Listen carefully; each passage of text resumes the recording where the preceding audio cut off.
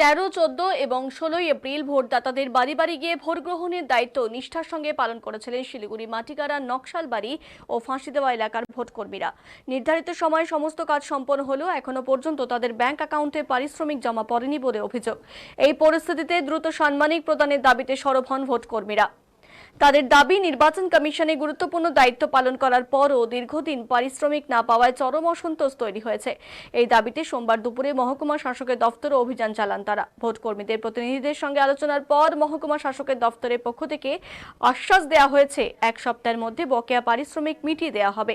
তবে নির্দিষ্ট সময়ের মধ্যে টাকা না পেলে ভবিষ্যতে আরও বৃহত্তর আন্দোলনে নামার হুঁশিয়ারি দিয়েছেন আন্দোলনকারীরা।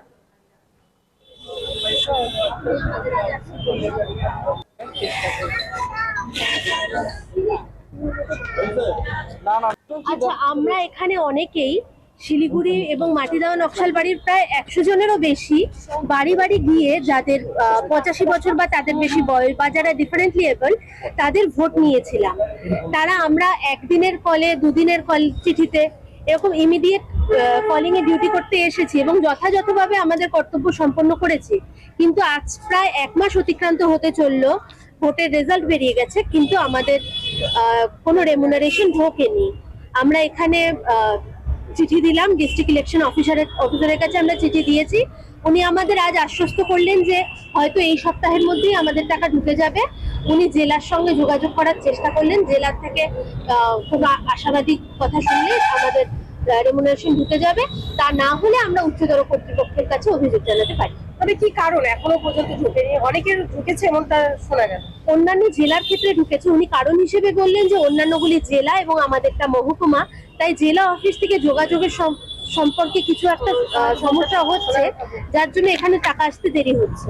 শিলিগুড়ি মহকুমায় যে কটি বিধানসভা রয়েছে কারো ঢুকেনি? না, আমরা যতদূর জানি কারোরই ঢুকেনি। Particularly house to house voting এ টোটাল সংখ্যাটা বলতে পারবো না, উনি বলবেন। যাবতীয় সব যারা কাজ করেছেন তারা পেয়েছেন, কাউন্টিং এ যারা কাজ পেয়েছেন, কিন্তু এই 13, 14 এবং 16-তে যারা হাউস টু হাউস ভোটিং এ কাজ করেছেন তাদের কিছু ঢোকেনি।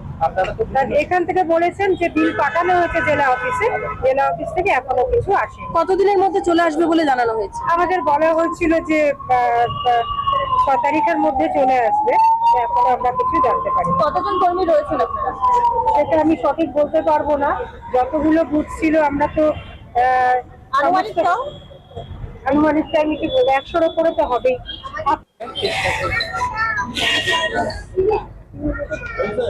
না।